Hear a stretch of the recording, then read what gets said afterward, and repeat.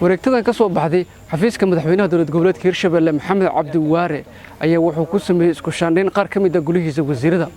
isagoo xilka ka qaaday madaxweynaha ilaa ay dhowr wasiir isla markaana u magacaabay wasiir cusub sidoo kale wareegtada ka soo baxday xafiiska madaxweynaha dowlad goboleedka Hirshabelle wasiirada lagu magacaabay ayaa qaarkood waxay ay ahaayeen kuwa hore u banaanay tan markii uu magacaabayo ama dhisay gulihiisa wasiirada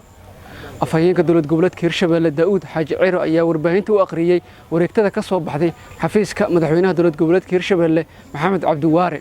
bismillaahir rahmaanir rahiim waxaan idin wadaagayaa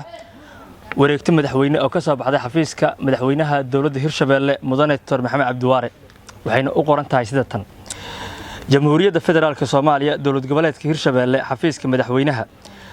wareegto madaxweyne ujeedo isku shaandhayn golaha wasiirada markaan arkay dastuurka dowlad goboleedka Hirshabelle gaar ahaan qodobada 16 iyo 57 markaan garwaaqsaday in loo baahan yahay dardargelinta howlaha amniga adeega bulshada iyo horumarinta dowlad goboleedka Hirshabelle waxaan soo saaray isku shaandhayntan kooban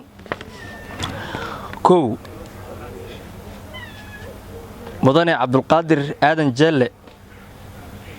waxa laga qaaday xilkii wasiirka amniga gudaha dowlad goboleedka Hirshabelle waxaana xilkaas loo magacaabay xildhibaan Maxamed Cabdiraxmaan Khayre 2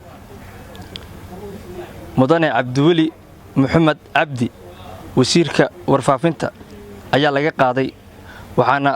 loo magacaabay Mudane Maxamed Cabdiraxmaan Axmed wasiirka warfaafinta hidaha iyo dhaqanka 3 xildhibaan Abuukar Macalin Rashiid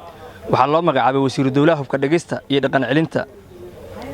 4 Mudane Cabdirasaaq Aadan Geedi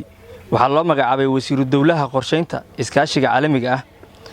wasiiradan cusub xilkooda Allah la garab galo